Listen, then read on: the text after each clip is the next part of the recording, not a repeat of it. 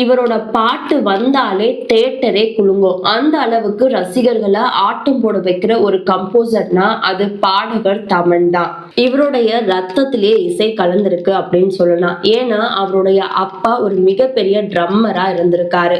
தமனுக்கு 11 வயசு இருந்தப்ப அவங்க அப்பா இறந்துடுறாரு. இதனால குடும்பத்தை காப்பாற்றணும் அப்படின்றதுக்காக பள்ளி படிப்பை விட்டுட்டு நேரடியா இசைக்குள்ள வராரு.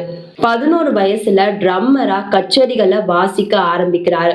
அதுக்கப்புறம் அவரை இசைத்துறைக்குள்ள கொண்டு வந்த ஒரு ஃபர்ஸ்ட் ஸ்டெப்பாவே இதுவே இருந்தது.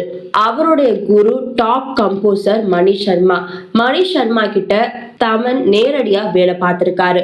அதே மாதிரி அவங்க அப்பா இறந்த சமயத்துல பாடகர் எஸ்பியும் தமனுக்கு ரொம்ப ஆறுதலா ஊக்கம் கொடுத்ததா சொல்லப்படுது. இவர் எப்ப மியூசிக் டைரக்டரா அறிமுகமாகிறாரு அப்படின்னா 2009 வெளியான மல்லி மல்லி திரைப்படத்துலதான் இவர் மியூசிக் டைரக்டரா அறிமுகமாகிறாரு. அந்த முதல் படமே இவருக்கு ஒரு மிகப்பெரிய வெற்றியை கொடுத்தது. இவர் அறிமுகமாகினது தெலுங்கு இண்டஸ்ட்ரியில தான். இவர் தமிழ், தெலுங்கு, கன்னடம், இந்தின்னு 4 மொழிகளையும் ஒரு டாப் ஹிட்ஸை கொடுத்திருக்காரு. தமனுடைய ஃபயர் ஸ்டைல் அப்படின்னாலே அது மாஸ் பிஜிஎம் தான். பவன் கல்யாண், மகேஷ் பாபு, அல்லு அர்ஜுன் ஆல்மோஸ்ட் எல்லா டாப் ஹீரோஸ்க்கும் இசை செஞ்சிருக்காரு.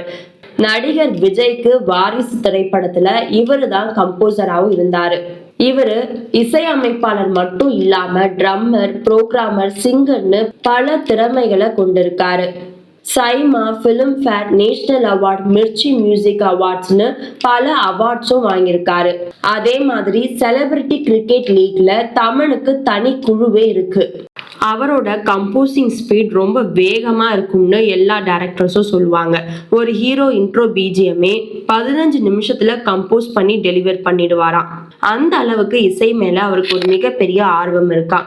சுருக்கமா இவங்க குடும்பத்தை பத்தி சொல்லணும் அப்படின்னா, தாத்தா ஒரு ப்ரொடியூசர், அப்பா ஒரு ட்ரம்மர், அம்மா ஒரு கிளாசிக்கல் சிங்கர்.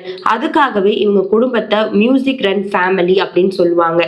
அப்படிப்பட்ட இசை வாரிசு தமன் அவர்களுக்கு இன்னைக்கு 42வது பிறந்த நாள். அவருக்கு நம்மளுடைய பெஸ்ட் விஷஸை தெரிவிச்சுக்கலாம். நாளைக்கு இதே மாதிரி ஒரு செலிபிரிட்டி பர்த்டே பத்தி பார்க்கலாம். நன்றி.